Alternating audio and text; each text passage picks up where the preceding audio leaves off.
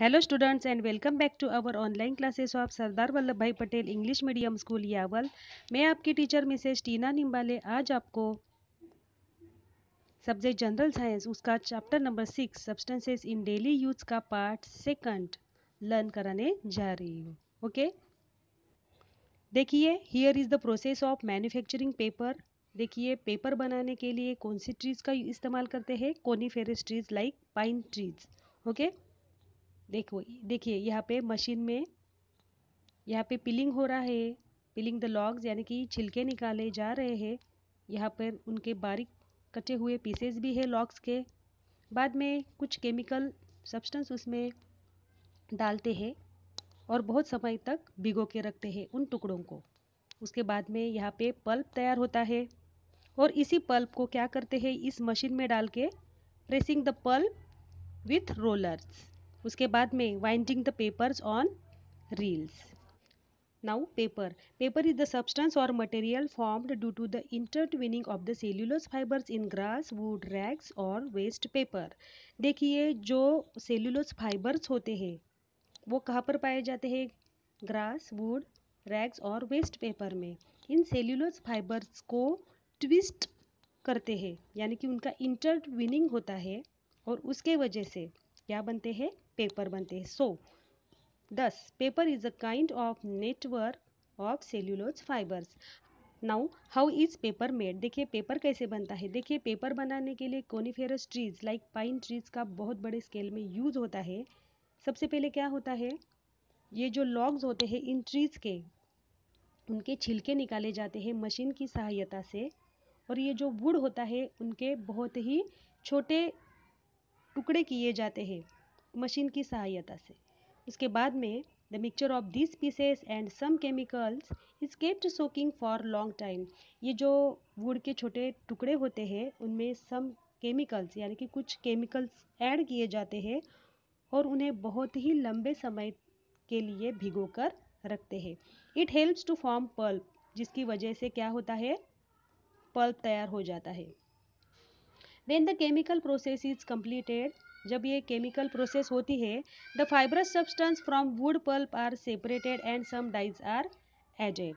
जो fibrous substance होता है वुड पल्प से वो सेपरेट होता है और उस फाइब्रस सब्सटेंस में कुछ डाइज को हम ऐड कर देते हैं। The pulp is then passed through rollers. ये जो पल्प होता है उसके बाद में ये पास्ट किया जाता है through rollers, dried to form paper and finally wound on reels. Paper and wood are closely related. Paper और वुड इनका बहुत ही बड़ा रिलेशन है। सो टू सेव ट्रीज, हमें पेड़ भी बचाने चाहिए और it is necessary to use paper sparingly, और पेपर का सही इस्तेमाल हमें करना होता है। So always remember, do not tear up blank pages of a notebook. Notebook के कभी भी जो कोरे कागज होते हैं वो नहीं फाड़ने हैं। Do not throw away old notebooks with blank pages. जो नोटबुक होती है कोरे कागज, उनके जो कोरे कागज होते हैं उनके साथ में ओल्ड नोटबुक्स को नहीं फेंकना है। The blank sides of advertising pamphlets, inner side of postal envelopes, the blank sides of a calendar pages and other such writable surfaces can be used to make notes। देखिए जो भी writable area होता है, अभी अभी हमने जो भी मटेरियल्स को हमने अभी भी पढ़ा है कि पैम्पलेट्स होते हैं, इनर साइड्स होते हैं of inner sides of postal envelopes होते हैं, the blank sides of calendars होते हैं। उनका जो भी राइटेबल एरिया होता है हम उनको यूज कर सकते हैं to make notes. List, okay, list भी बना सकते हैं हम, और to cover books also etcetera. Do not throw away or burn up such paper until it has been fully utilized like this. Whenever possible, try to use a pencil and slate. Okay. Fourth, cooperate with people who collect paper from garbage or buy scrap paper. These people help in the proper recycling of resources. यानी कि देखिए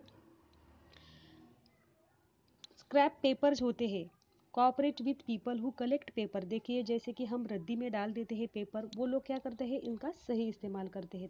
the first factory to manufacture newsprint paper to be used for newspaper was established at Nepanagar in Madhya Pradesh in 1955। Paper is also manufactured at Songat in Gujarat. In Maharashtra there is a paper factory at Ballarpur near Chandrapur. देखिए यहाँ पे paper के जो फैक्ट्रियाँ हैं वो कहाँ पर है, ये यहाँ पे दिया है। उसके बाद में सिंथेटिक फाइबर्स और थ्रेड्स। देखिए from which substances in nature can we get threads और fibre, what are clothes made from. देखिए from the time it was first thought that artificial yarn could be produced to meet the clothing needs of an increasing population, much research and progress has taken place in this field. देखिए जैसे कि artificial yarn यानी कृत्रिम yarn, और ये जो population यानी आबादी, बढ़ती आबादी की रिक्वायरमेंट के मुताबिक ही आर्टिफिशियल यार्न यानी कृत्रिम यार्न को प्रोड्यूस किया गया है। और ऐसे फील्ड में बहुत बड़े स्केल पे प्रोग्रेस भी हो रही है, और इस फील्ड में बहुत रिसर्च भी सामने आए हैं। Innumerable kinds of synthetic or artificial threads are now available, like nylon, Dacron, terylene, terine, polyester, rayon are the names of various synthetic threads. Do you know silk is a natural thread or fiber obtained from the cocoon of silkworms. Silkworm यानी कि ये जो रेशमी का कीड़ा होता है उसी से हमें सिल्क मिलता है। From one cocoon 500 meters to 1300 meters of thread can be obtained. 500 meters to 1300 meters. It is said that silk was first produced on a large scale in China. Now, almost all the articles made from natural fibers in the olden days can now be made from synthetic threads. जैसे कि देखिए almost all the articles जो made from natural fibres, जो कि पुराने ज़माने में जो भी आर्टिकल्स बनते थे फ्रॉम नेचुरल फाइबर्स, वो अब कैसे बनते हैं, फ्रॉम सिंथेटिक थ्रेड से बनते हैं। जैसे कि nylon, rayon, terene, acrylic are all synthetic threads and many articles in our daily use are made from they. तो हम उसमें से देखेंगे पहला nylon. These threads were invented at the same time in New York and London. देखिए New York और London में एक साथ ही इस थ्रेड्स का इन्वेंट हुआ है यानी सर्च लगा है। Therefore the initial NY of New York and LON from London were combined to name them nylon. Nylon threads have a shine and are strong. उनको शाइन होती है और वो बहुत ही मजबूत धागे होते हैं, और वो ट्रांसपेरेंट भी होते हैं और वाटर रेजिस्टेंट भी होता है। जैसे कि पानी में इस धागों को अगर हम भिगो ले तो ये उस पर उनका कोई भी असर नहीं होता है, पानी का कोई भी असर नहीं होता है। They are used to manufacture clothes, fishing nets, ropes etcetera. Now the next is rayon. Cotton and wood pulp is dissolved in a chemical called sodium hydroxide to make a solution.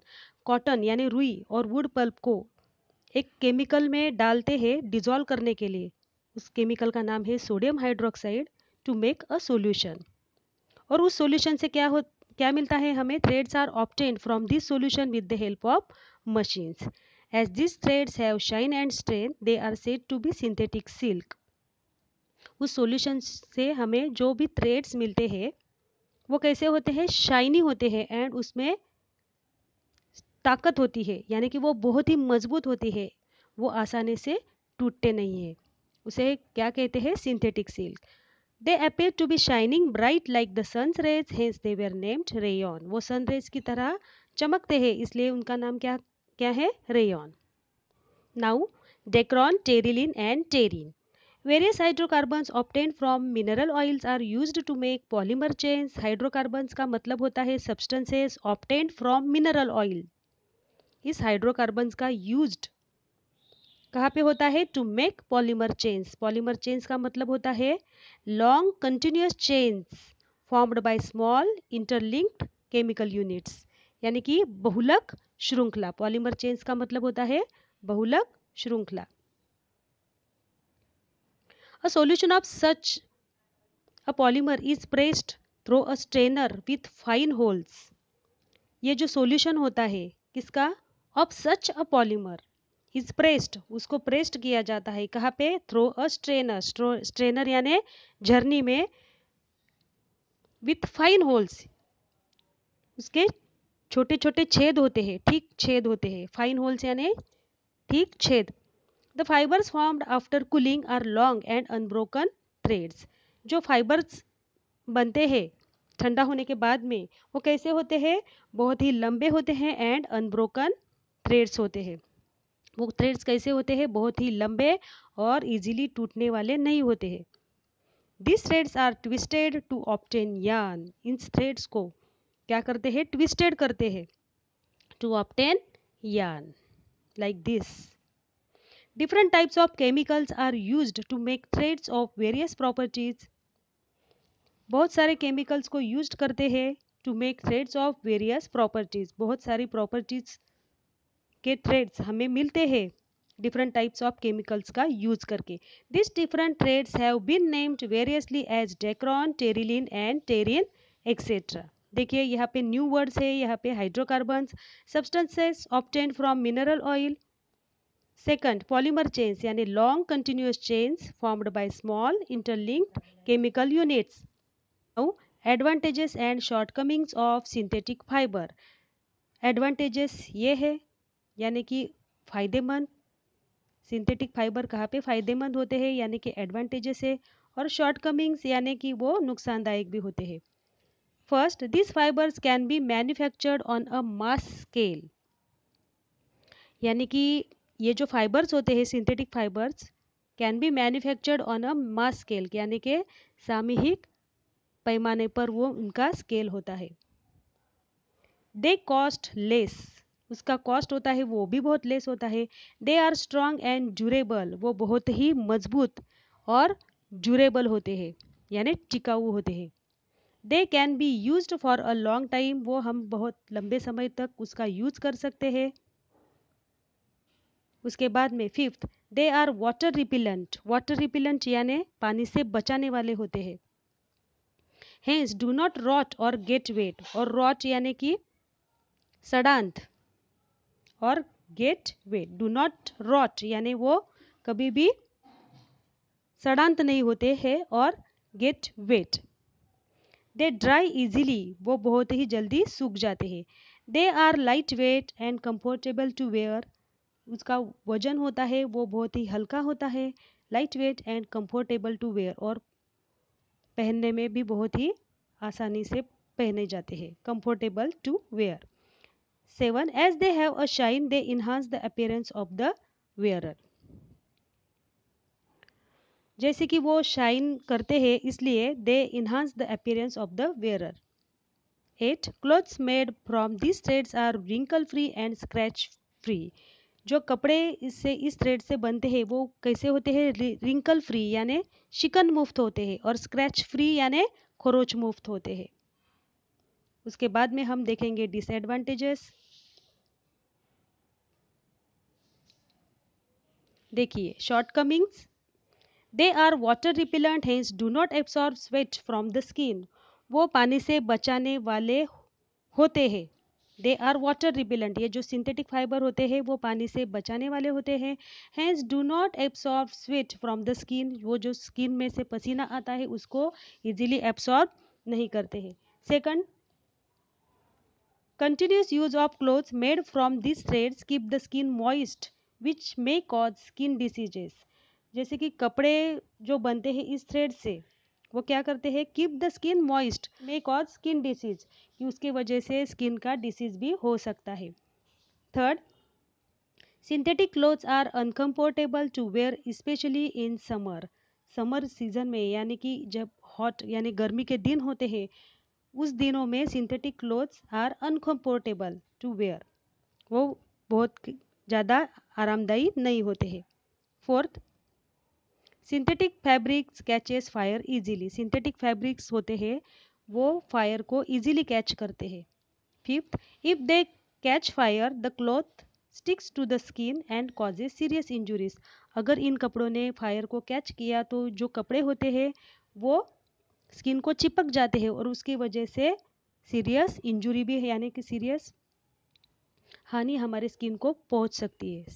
Then the last is this fibres are not decomposed by micro organisms, और ये जो fibres होते हैं वो उनका decomposition नहीं होता है bye micro organisms.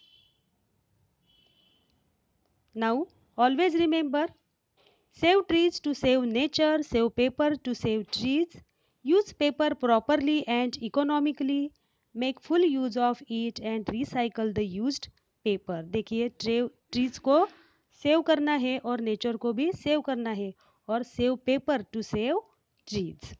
Although there are some disadvantages in using synthetic fibers, they can be useful if they are used in the proper way. They reduce the load on the use of natural resources. Now, what we have learnt?